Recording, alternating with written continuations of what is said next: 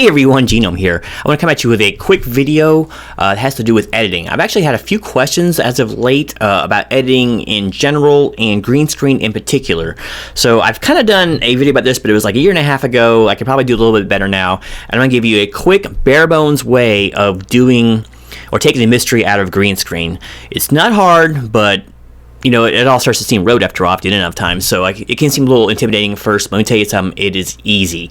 Now, if you'll notice behind me, I'm going to go ahead and cut the picture here and show you what I have going on behind me here. I even got a cloth I keep over my seat, but I got basically a 6 by, I don't know, 10 or whatever it is, green sheet, basically green screen material that hangs behind me, covers part of my desk. I have an L-shaped desk, but the key to it is to have it completely cover up what's the camera exposure, basically what the camera can see right here, the framing of it.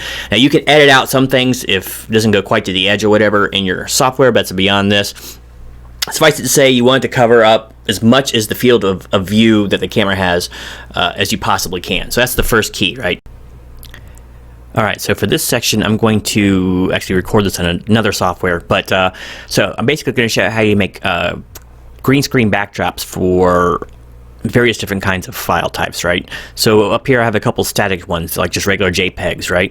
I also have a GIF file here. Basically, it's a moving kind of graphic, right? And then I have some actual video that I shot quite a while ago for another video. So let's go ahead and get into how this is done. So we got your green screen squared away. So what you'll need now is two different things. The most important part, of course, is your actual footage, but then you need to figure out what your backdrop is going to be. Now in my program, the backdrop will be the main track. So you can see there's multiple. You can have multiple video tracks in most editing software, right? So as you can see over here, like in the earlier one, the beach background was the main track, and then you superimpose the green screen over top of that. So, oh, I also meant to mention with your green screen, it's very important to have good, even, direct lighting shining on you, so you're not casting a lot of shadows. I have umbrella lights, but you know, whatever it is you may have is very important. So good lighting is a must for green screening.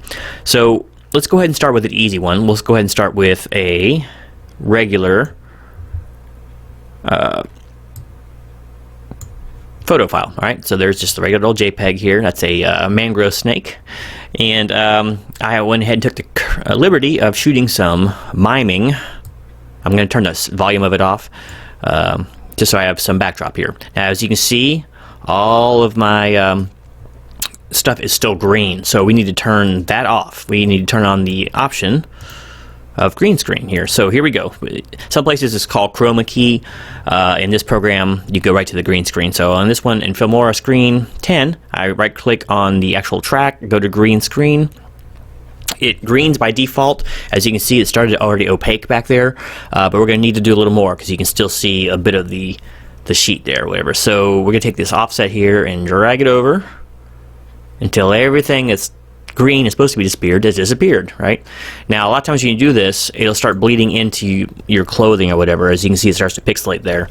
So you're gonna kind of you can play with your tolerances, but I like to use the edge thickness here to really kind of centralize it.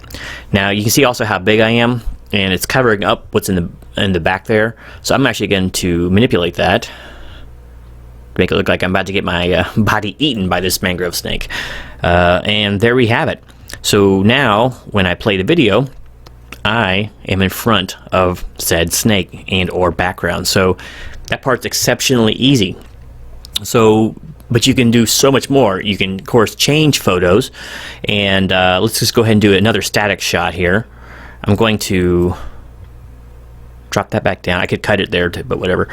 And drag another static shot in there, right? Okay, so now you have another different background. But that's a bit of an abrupt change, right? See how it just does that? I don't like that abruptness, so you can soften that with transitions. Transitions allow you to do things like dissolves and fade. I almost always use dissolves. They're just easy. You can do a slower gradual one. You can make it longer, however you want it. So now let's check the transition to the new background. See how much cleaner that is? All right, perfect. So there's the more standard backgrounds. Let's get into something maybe a little more complex. But it's not really complex. Okay, first off, we're going to stop this right here. So we're going to drag this picture back here. You can also cut it and delete it, that part of it if you want. And we're going to put a GIF background in. Okay, these are specialized, and usually they're on sort of a loop. Now, you don't have to change any settings in your main track unless you put a cut up here. And you are now superimposed over a moving background. You can raise this up, center myself more. The good thing about this program is you can move your picture around in the green screen to most identify, but to better line up with what's on the background, right? Like me being in front of the snake's mouth or whatever. So, okay, so now we got me in front of a GIF background. Same thing. It works exactly the same way. A little quick hint, a lot of these are on a faster, like usually only last for a couple seconds. You can, in some programs will let you slow down what's going on back there. Sometimes it gets a little choppy if you get too slow. Another thing you can do is copy them. I do it with the keyboard shortcuts, but whatever. And you can paste. And then that just gives you a constant loop, right? So you don't need to worry about transitions or anything. Alright, so that's going. Alright, now if you notice back here, remember we didn't have a transition going from here to here. So I like to add a transition real fast. Quick dissolve. And there you go. So now you made the transition from static JPEG to animated GIF, right? So now let's take this a step further.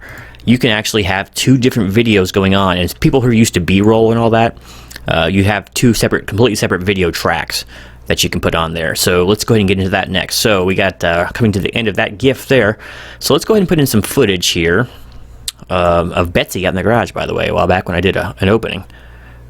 Let's see, I don't know what I was talking about back there, but let's just cut it right there, and I'm going to kill the audio on it. But, you know, it was there. So in fact, if you want to hear it. Hey everyone, Genome here, coming at you from the... Hey, that sounds familiar. Alright, so, but anyway, I'm going to get rid of that. So, okay, and I'm right in the way, once again. So I'm going to minimize myself. Move a little more out the way, and then you can see lovely me in very cold weather in my garage. I'm going to add a transition back here, because I hate those cuts. Those are abrupt cuts. And now, let's see some full motion video behind me in the green screen.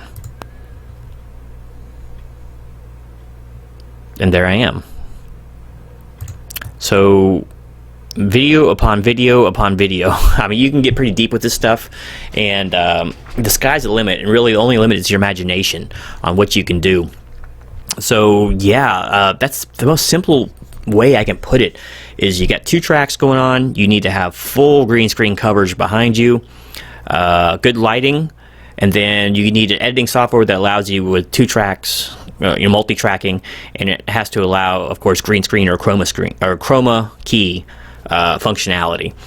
And then you too can get very creative with your backgrounds and look like a complete fool like I do doing things like this. But it just opens up a lot of opportunity for you to do really fun things in editing and really make your videos pop. So hopefully this video was kind of helpful for you. And if you have any questions about green screening in general, or editing in general, really, just let me know in the comments below, and I will try to help you out best I can. I'm by no means an expert, but I kind of had to learn at brute force, and, well, it came together. So once you do it once, it's completely easy. As you can see by this video, there's nothing to it.